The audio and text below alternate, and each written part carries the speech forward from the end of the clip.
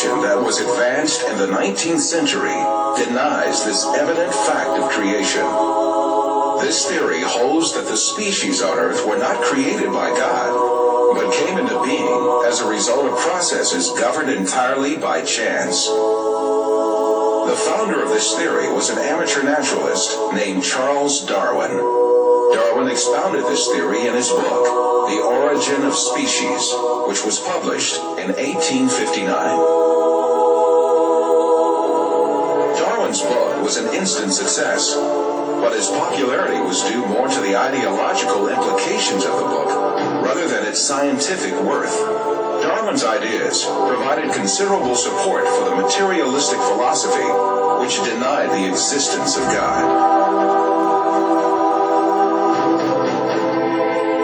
The founder of dialectical materialism, Karl Marx, dedicated his book Das Kapital to Darwin and wrote on the cover, "To Charles Darwin, from a devoted admirer."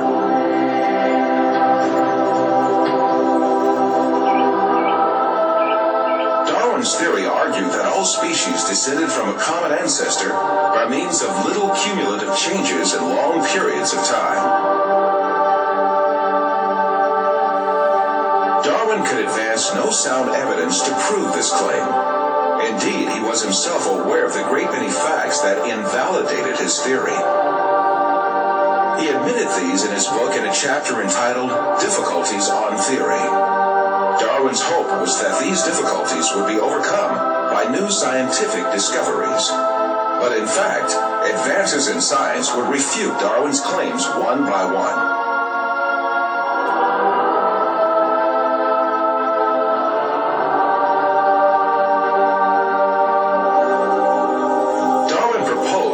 Species evolved successively from a common ancestor. But how did that first living thing come into being?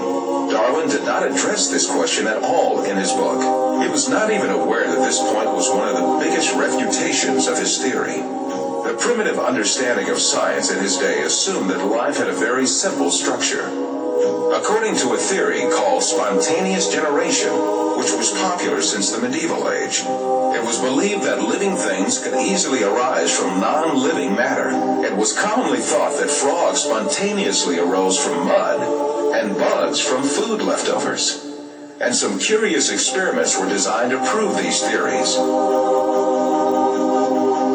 A handful of wheat was left on a rag, and mice were expected to arise from the mixture. The maggots on meat were also taken as evidence that life could generate from non-living matter.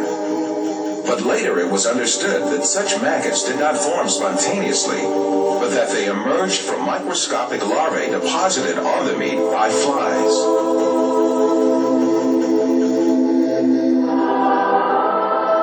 And in Darwin's time, the belief that microbes could emanate easily from non-living materials was very common.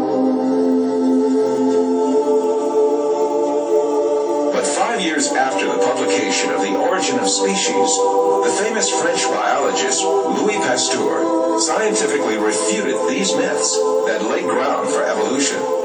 After lengthy studies and several experiments, the famous French biologist Louis Pasteur refuted the foundation that lays ground for the theory of evolution. Can matter organize itself? No. Today there is no circumstance known under which one could affirm that microscopic beings have come into the world without parents resembling themselves. The first evolutionist to take up the issue of the origin of life in the 20th century was the Russian biologist Alexander Oparin. His aim was to explain how the first living cell, the alleged common ancestor of all living beings according to the theory of evolution, could emerge. In the 1930s, Oparin formulated a number of theories to show how the first living cell could arise from inanimate matter by chance. However, his efforts ended in failure, and Oparin himself had to confess. Unfortunately, the origin of the cell remains a question that is actually the murkiest aspect of the whole theory of evolution.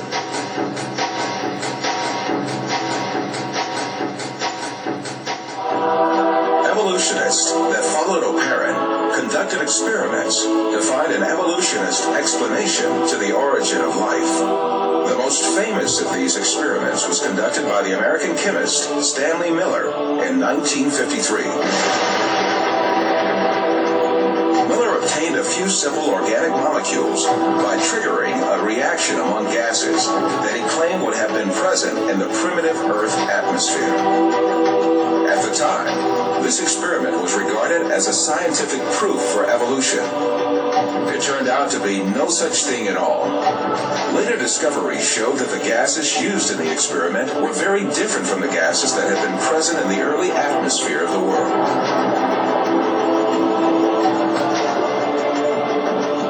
Miller himself eventually admitted to the invalidity of his experiment.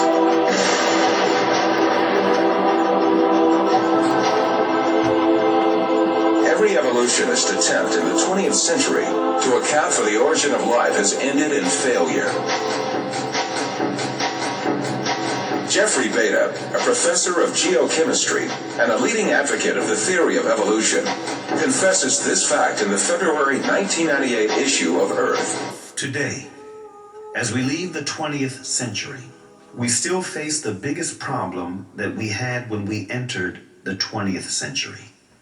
How did life originate on Earth? The biggest impasse confronting evolution is the incredibly complex structure of the living cell. Every living thing on Earth is made up of cells about 1/100th of a millimeter in size. Some living things are made up of a single cell. Yet even these single-cell organisms are remarkably complex in their composition.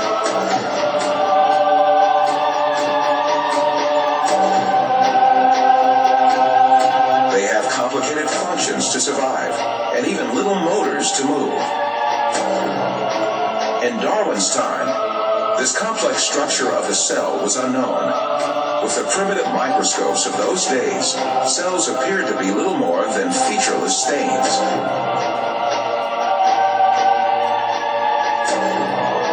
However, powerful electron microscopes invented around the middle of the 20th century began revealing just how complex and organized a living cell really was. They laid bare a complexity and organization that could not be a product of chance. A living cell is comprised of thousands of tiny parts that work in harmony. To make a comparison, within the cell, there are power stations, high-tech factories, a complex data bank, huge storage systems, advanced refineries, and a seemingly conscious cell membrane that controls what enters and leaves the cell. In order for the cell to survive, all of these organelles have to exist at the same time. It is impossible that such an intricate and complex system could have emerged as a result of coincidences. So there's a big question, if you're just kind of trying to assess how likely is it that we'd find a protein by chance with all the amino acids in that prebiotic soup interacting with each other for, say, billions of years. And I give it a lot of time. How likely is it that we'd ever get a protein to arise by chance? So I have a colleague who's been interested in the whole question of whether or not life could arise by chance for a long time. His name is Doug Axe. He's a molecular biologist. He did his PhD at Caltech. He worked for 14 years at Cambridge University, and he wanted to find out how common or how rare are the functional sequences of amino acids among the big space of all the possible amino acids there are. And he came up with a really amazing number, and it's 10 to the 74 power. So just to get the amino acid sequence properly, you've got an odds of about 1 in 10 to the 74. But there's other probabilistic hurdles that have to be overcome. If you want to build a protein, we know from chemistry that you have to attach the amino acids together with what's called a peptide bond. In nature, peptide bonds occur with about a 1 in 2 in a 1 in 2 frequency. Half the bonds that form between amino acids are peptide bonds, half aren't. But if you get any bonds forming that aren't peptide bonds, you can't form a protein.